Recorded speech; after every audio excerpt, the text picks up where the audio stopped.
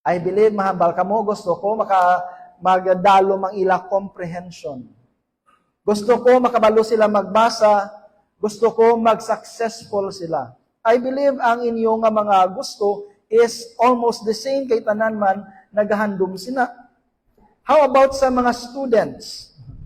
What do you want to learn? Ano inyo gusto matun-an? Ano gusto nyo maintindihan? So subong, ibuksan ta diri, si Apostle Paul may gusto man siya ipalambot sa mga Christians dito. No, and I hope that the message this morning will be a blessing sa tanan. Napangabay tanan sa pagtindog. Ephesians chapter 1, verse 15 to 23. Ang sa verse 1 as sa verse 14, as we have studied last week, is a lengthy, malawig nga pagdayaw, praise of the apostle. Kag explain niya dito ang meaning nga na-save kita. No? Ano ang significance nga na-save kita? Kag subong, nag-proceed naman siya, halin sa praise to prayer. May prayer naman siya. Kag I hope nga this will be the prayers ang tagsa-tagsa. This will be the prayers ang mga parents sa ilang mga kabataan. This will be the prayers ang mga manunudlo sa ilang mga estudyante. This will be the prayer of every Christian. Okay, Ephesians chapter 1, verse 15. Ako sa 15, kamo magabalo sa 16. Verse 15, wherefore I also, after I heard of your faith in the Lord Jesus, and love unto all saints. Okay, verse 16, dungan. Ready? Start.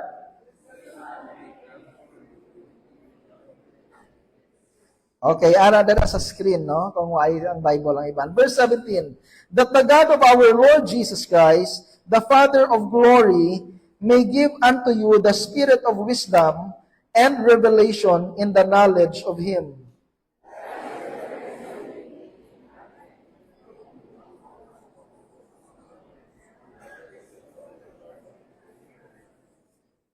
Okay, verse 19. And what is the exceeding greatness of His power to usward who believe according to the working of His mighty power?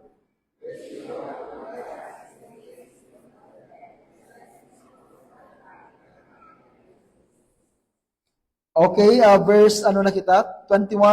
Far above all principality and power and might and dominion, and every name that is named not only in this world, but also in that which is to come.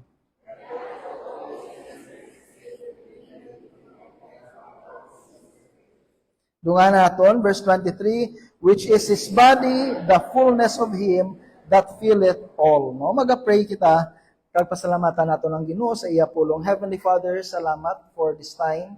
Thank you, Lord, for gathering us. Salamat naman, Lord, sa imo pulong nga maka-guide sa amon. Manginsuga, Lord God, sa amon spiritual life, kung sa diin matultulan namon, Lord God, ang imo kabubuton. Lord, ikaw magpakigsugilanon sa tagsa-tagsa sa amon, balaan nga Espiritu, open our eyes, so that we may behold wondrous things out of thy word. Tanan ini, ginatugyan ka ginasalig namon in the mighty name of Jesus. Amen. Magalingkod ang tanan. Again, let's go back sa aton pagtuon. Last week, Paul described the spiritual blessings of being in Christ. Tandaan naton mga Kristohanon, kung ara kita kay Kristo, we are blessed. And sa sining aga, he turned his praise to prayer. And si Apostle Paul, what we will see here, dugay-dugay, is that why siya nag-pray for prosperity? Sino diri ga-pray for prosperity? Sino diri gusto magmanggaranon, magtawhay ang kabuhi, magbarato ang gas, magbarato ang bugas? I believe tanan ga-pray. But the ultimate prayer of the Apostle Paul here is not for prosperity, but for spiritual enlightenment. No, nga ma-intindihan sang tagsa katumuluo the profound realities. Ano blang realidad of being a born-again Christian? Kag isa ini sa pinaka-profound, kag pinaka-deep na prayer in the whole New Testament, no? Kag it reveals what does a spiritual maturity looks like.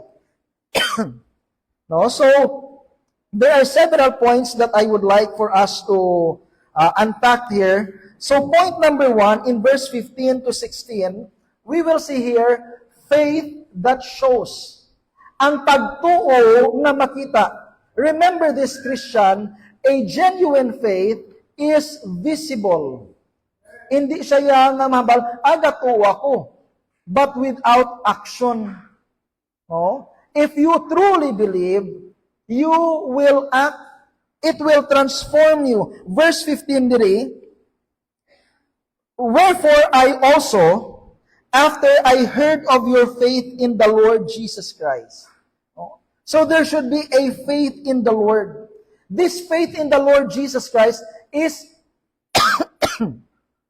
the foundation of our spiritual life. So the question here, do you really have faith in Christ? Mga bakita, faith, it refers to trust, reliance upon Christ for salvation. Nang atong bala ginasaligan, ang atong ginasandigan, dira kita nagapahuway kay Kristo sa aton kaluwasan, sa aton kabuhi. No? Habasang Romans 5:1, we are justified. Ginhimo kita nga righteous in the sight of God the Father by faith.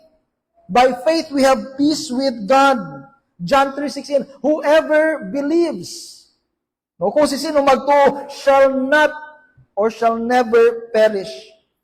So this is the faith that shows. You have faith in the Lord Jesus Christ. And then, ano pagdidirihan ba sa verse 15? Wherefore I also, after I heard of your faith in the Lord Jesus Christ, and love unto all saints. Ano po silingon sini? You love the brethren. This faith produces sang love sa fellow nga tumuluo. The problem sometimes with Christian is, no, nagaprofess kita nga may pagtuo kita kay Kristo, but we don't love the church. We don't love the missionaries. We don't see the need sang kalibutan. Can you imagine? May bago nga research. Hambal nila, approximately 8.2 billion ang tao sa kalibutan. Pero hambal nila, basi, sobra pa da. Why? Hambal nila, damo pa ay naisip sa mga rural communities. Hambal nila, sa mga bukid, hindi na kumplito. Ano hambal nila, all throughout the world, basi, mga 1 billion plus pa ang kulang sa census.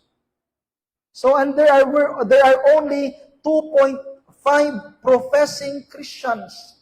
What about the Muslims? What about the Hindu? What about the Shinto?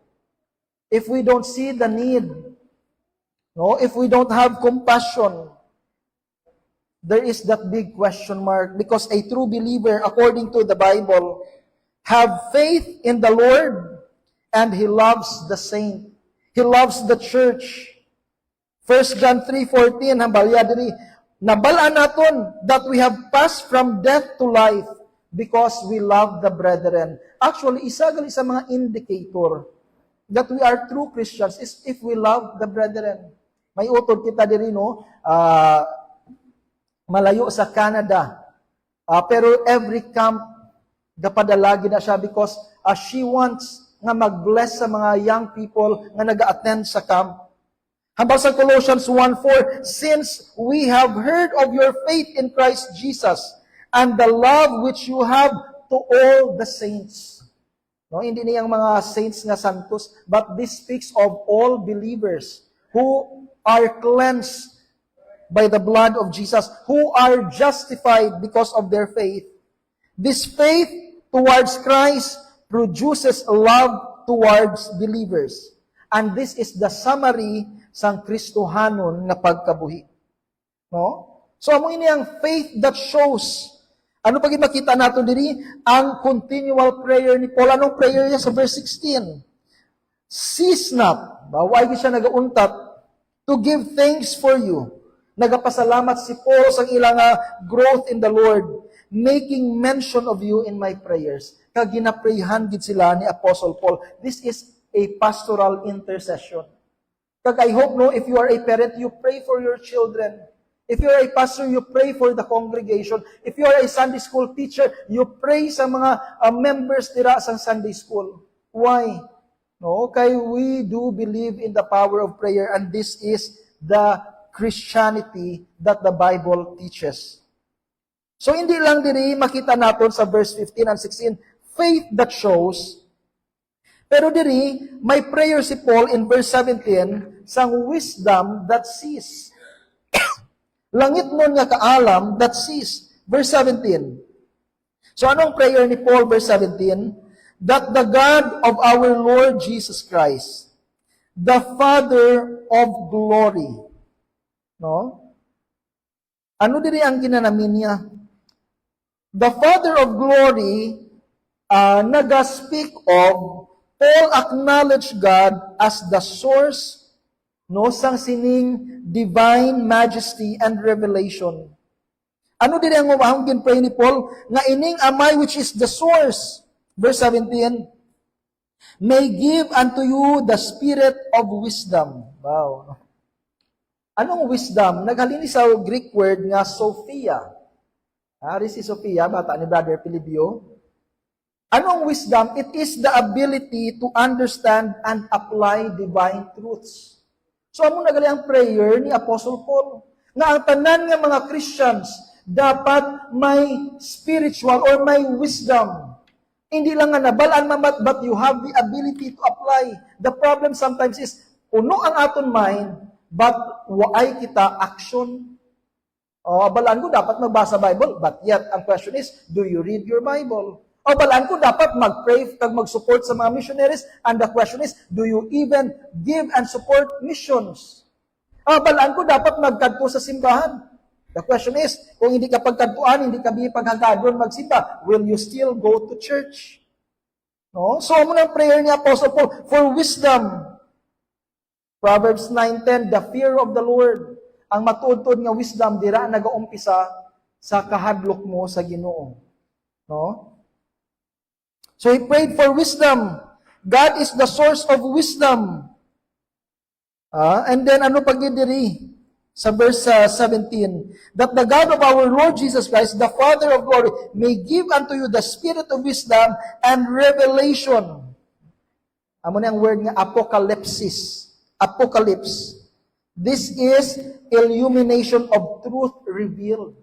Nga maintindihan nyo gid, may mga butang nga sa una waay nyo nakita, but gin-reveal ini sang Ginoo sa inyo, paagi kay sino, through the Lord Jesus Christ. Amo na ganino, hambali Jesus, I am the way, the truth, and the life. If you want, kung gusto mo mabalaan ang kamaturan, you come to Jesus. Get to know Jesus. And then, ano diri ang word nga sa verse 17? Hindi lang Paul prayed for wisdom, nga ang amay ang source ng wisdom, ang amay naghahatag sang revelation paagi kay Kristo Jesus. Ang word diri very important, revelation in the knowledge of Him. Ining knowledge is not intellectual assent, but this is a deep experiential knowledge. Ang prayer ni Apostle Paul, hindi lang nabalaan ta, but ma-experiensyahan gid sang kada Kristohanon ang Ginoo. No, ang balgan ni Apostle Paul sa Philippians chapter 3 verse 10, that I may know Him, makilala ko siya, and the power of His resurrection, kag ma-experience ko ang gahom sang iya pagkabanhaw, and the fellowship of His suffering, ma-experience ko man nga makahiusa kay Kristo sa iya pag-antos, being made conformable unto His death. Tandaan nato mga kauturan, mangin bato, mangin patay ang aton pagka-Kristyano if it's all head knowledge. Kung bisan sa ulo mo pabilog mo nga Bible, pero kung waay mo na experience ang panghikot sa balaan ng Espiritu, no? Amo na ang term nila, it will be a dead orthodoxy. And right imo nga teaching, right ang imo nga belief, but it's not transforming you. It doesn't give you life. So amo ni hambal ni Apostle Paul, no? ang divine revelation, ang wisdom, ining knowledge, intimate knowledge sa Diyos, is His prayer for Christians. Ano din ang aton nga take? Spiritual growth begins with knowing God. Ang pagtubo mo spiritually, matubo ka sa imo faith kung makilala mo ang Diyos. Mamangkot ako, Alex, sino ang Diyos? No? Ano ang attributes ng Diyos? Pwede mo naman masabat, no? Ano ang communicable kag incommunicable attributes sa Diyos? Pwede mo na masabat nga do test lang. Pero lain ang ginanamin ni Apostle Paul diri, ining knowledge of God is the experiential knowledge, no, sang Diyos paagi kay Kristo Jesus. So this is the wisdom that sees, no, nga makakita sang realidad, maka-experience sang Diyos. And then verse 18, we have here the eyes that understands. Ano pa ginang prayer? No, this is the prayer of the Apostle Paul. The eyes of your understanding being enlightened. No? Ano yung eyes?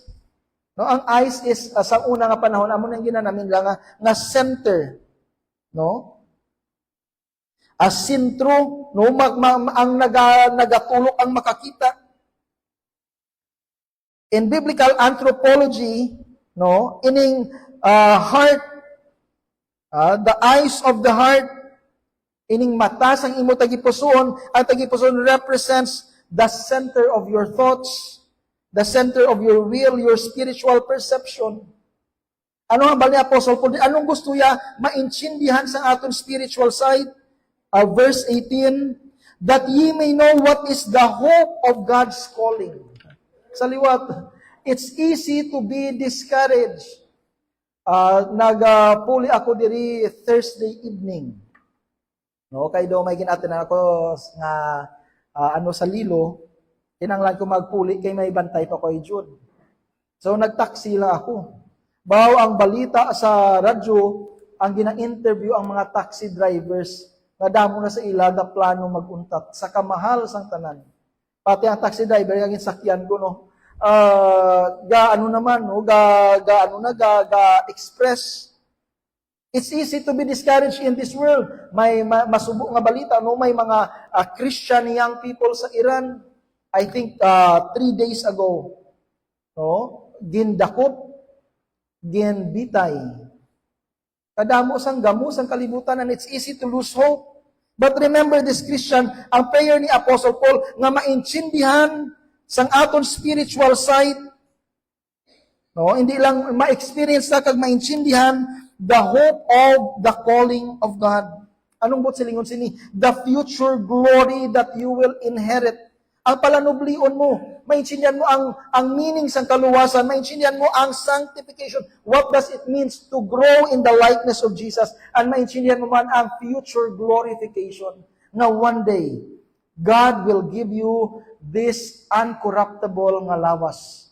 Hindi magmasakit, hindi magutom. It will live for eternity. It will be in the presence of God. Okay, balaan ko na. And yet, it doesn't transform us because the reality is, why na-comprehend ang kadalungon, kag meaning niya. So, amo na yung bali Apostle Paul, maintindihan nyo. Makita kag maintindihan nyo gid the hope of your calling. And then, ano pagidiri? And what the riches, ang word diri, ang kamanggaran of the glory of His inheritance in the saints. Na because of Jesus, may palanublion ka. Sino gusto magdaog sa loto? Say amen. O ay? Why man kay tagapatad mo, no? Gusto pa, easy money, di ba? Kung may maghatag si mo 10,000 ba? O siguro, kung may magpalinya-linya dito sa Plaza Subong, o may panghatag tag 100,000, basi gamay bilin sa simbahan, or basi why na gid Basi bakit dito na lang ta masimba sa plaza, no? Ano talang to, malinya ta to. Pero ang baldirisang sang ni Apostle Paul, nga maintindihan nyo ang paglaom sang panawagan sang Diyos sa inyo, and then the riches of God's inheritance. This highlights the immense value of believers in God's redemptive plan. No nga ining inheritance, if you are in Christ, imo na kag hindi na madula. O, hindi pa na bala magtulod sa imo nga mangin devoted. Balaan ko na. Well, let the truth of the Scripture transform you. No? Romans 8:17, hambalya, you are heirs of God. Manunubli kamo sang Dios. 1 Peter 1:4, you have an incorruptible inheritance. No, inheritance nga hindi makawat. Inheritance nga hindi madula. It will be forever to those who are in Christ Jesus. No? Naintindihan ta na? Intindihon ta ang gravity sini because this is mind-blowing. No? And lastly, diri, anong prayer ni Apostle Paul? No?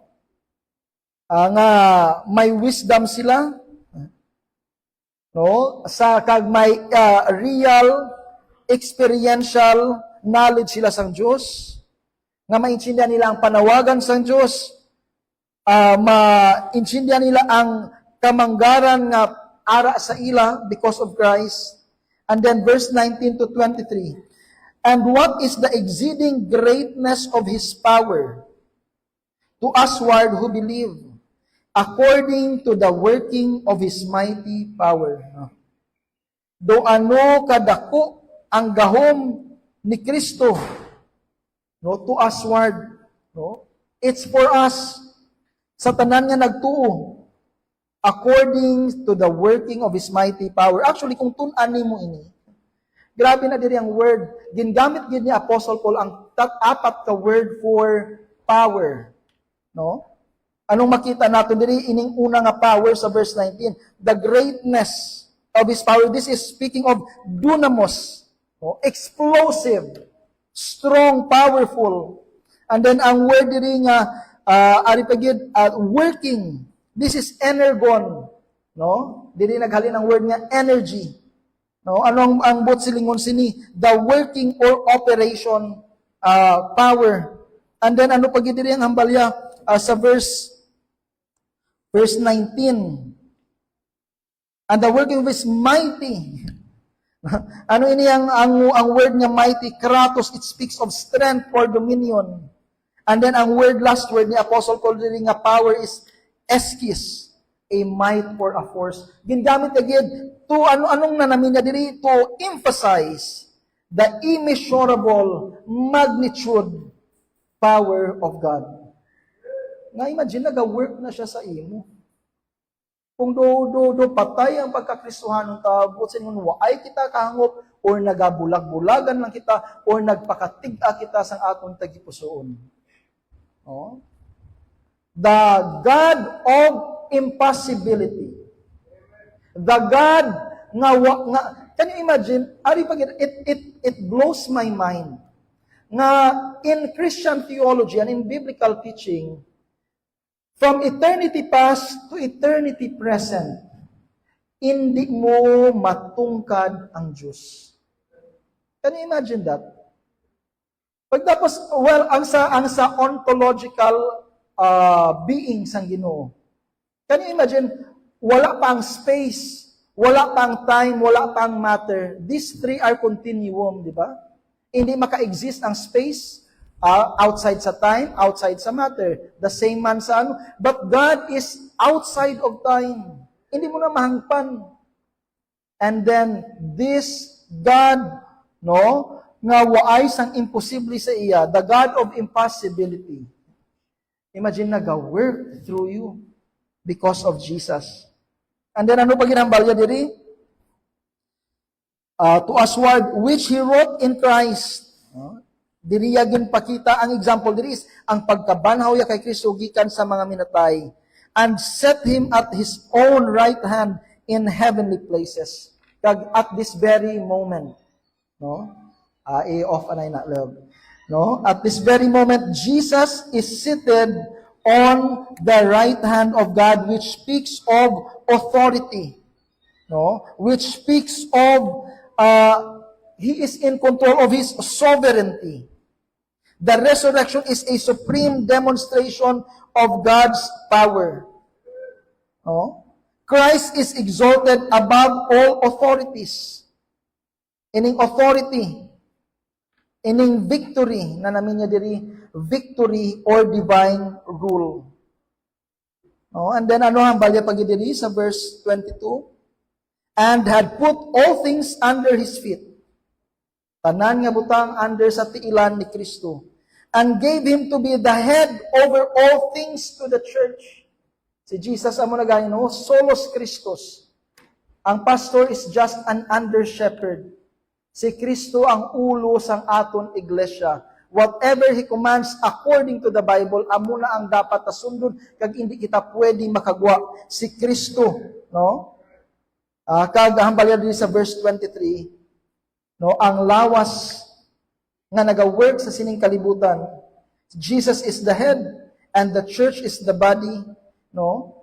And it speaks of our responsibility, no, as believers sa pag-accomplish sang kabubuton sang Diyos. Tandaan nato, no, believers are united to Christ. We participate in His victory. Ang gahom nga nagbanhaw kay Kristo, amo man na ang gahom nga naga-work sa imo. Can you imagine that? Let the truth of God transform you. No? So ano ang aton obrahon?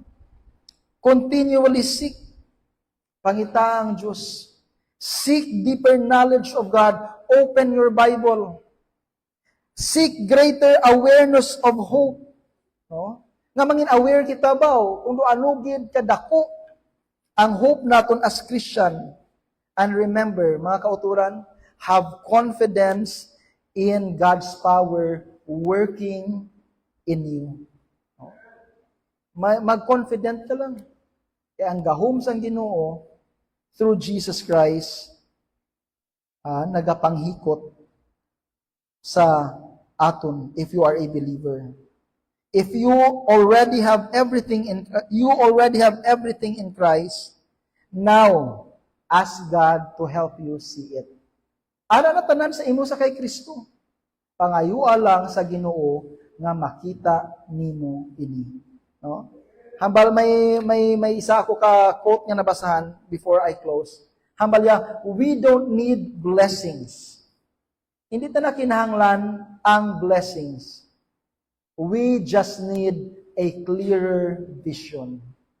Kinahanglan lang magsanag aton mata nga maintindihan ta, makilala ta kung ano ang ara sa aton because we are in Christ Jesus.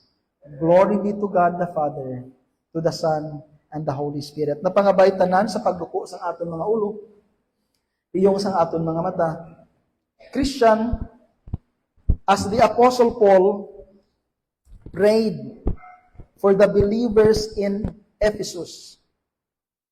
Kabay pa, this is also your prayer sa imo kaugalingon, sa imo mga